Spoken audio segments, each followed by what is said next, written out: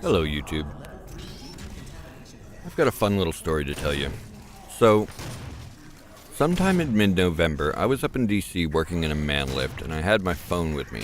Shouldn't have had my phone with me, but I did.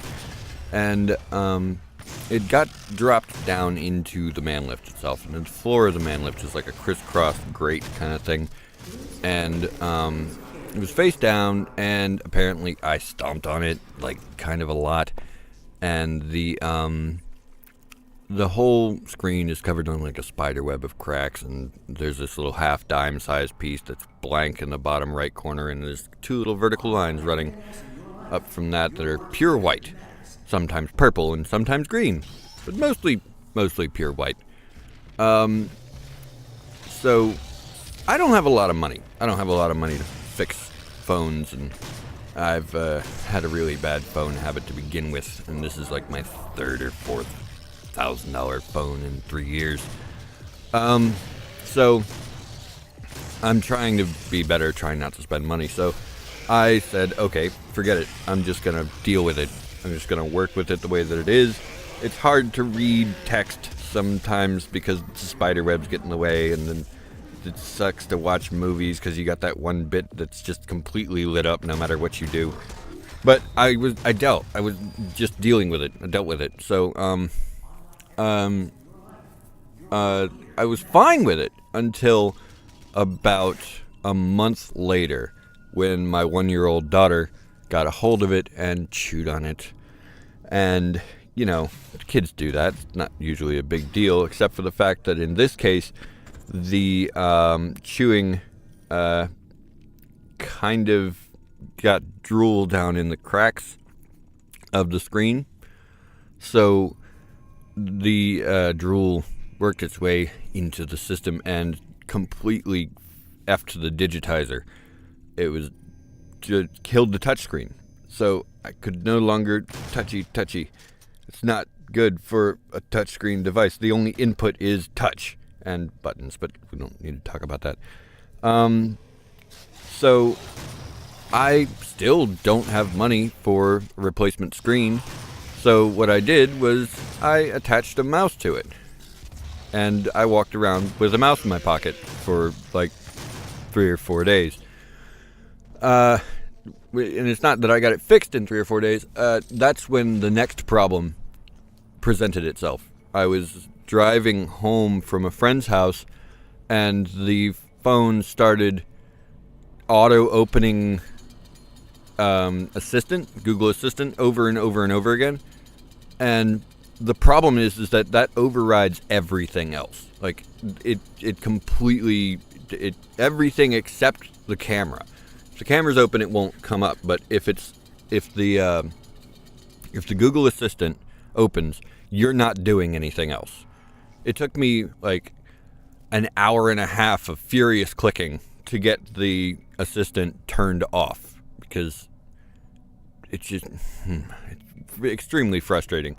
So I finally got the assistant turned off, and I was like, okay, that's me for a little while. I can make that work. I was using voice commands for almost everything because I didn't want to have to use the mouse to navigate through a touch-based system. But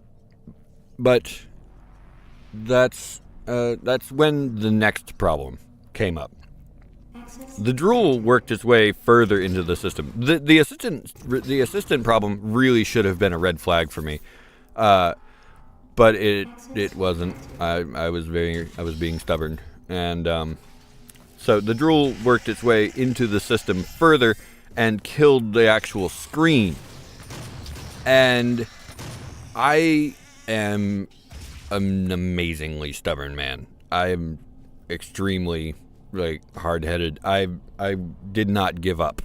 I put my phone next to my computer on life support, connected to the computer, and just let it be a surrogate for me to get text messages through the Messenger web app, and I was able to get phone calls through Gmail.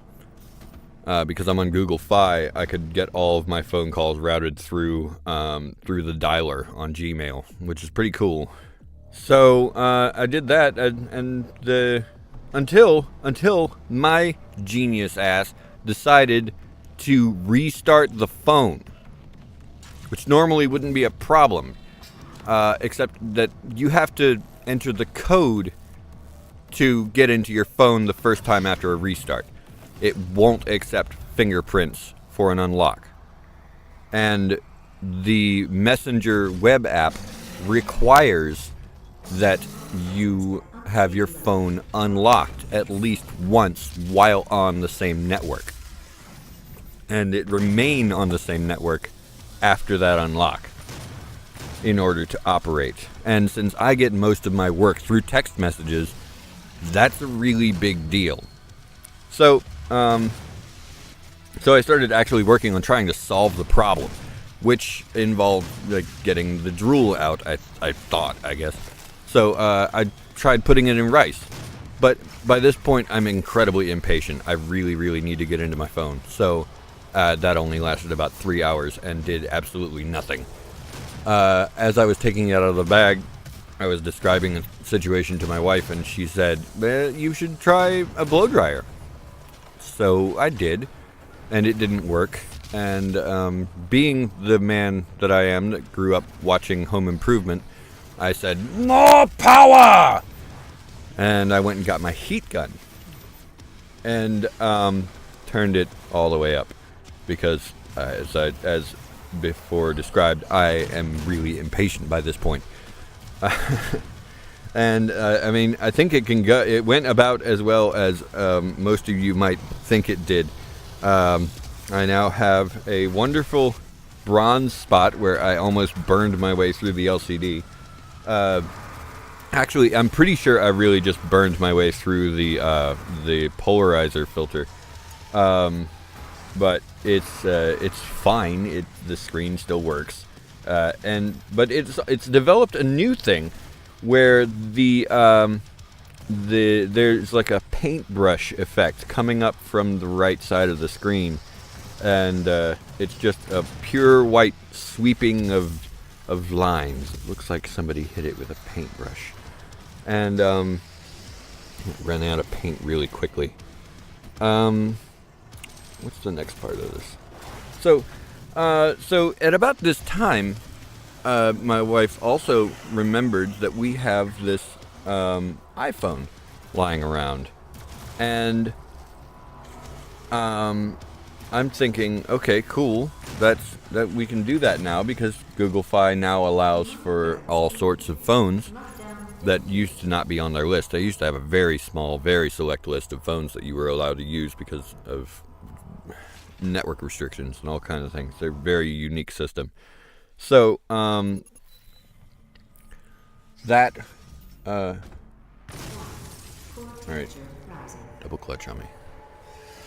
So, I got on the phone with Google because I'm not trying to fucking figure shit out right now. So I get on the phone with them and I ask them, alright, what's the deal? Do I need to order a SIM card? They say, yes, you need to order a SIM card. Just download Fi on your phone, click the thing, it'll order the SIM card, the appropriate SIM card for you, and ship it out to you. Cool. Alright, so I do that, but in the meantime, I still need a functioning phone.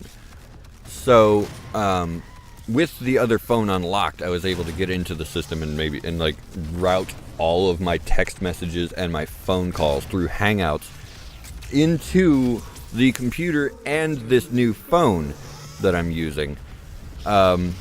As long as it's connected to Wi-Fi. And most of the places that I work have Wi-Fi, so I'm able to do that. I can't use Google Maps to get anywhere because apparently the iPhone doesn't use actual GPS. It uses the GSM triangulation from cell towers. But whatever. I'm not trying to get into all that.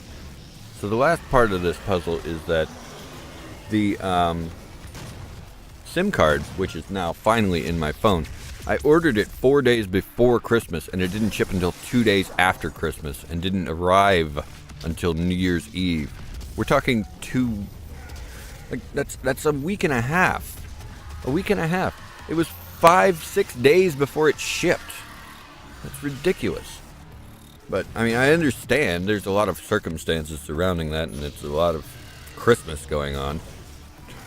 Don't have to tell me about it, but still. It made for a very rough holiday weekend. And, as a final caveat to this, or not a caveat, but a final little note to this story, I am currently recording all of this on the phone that I've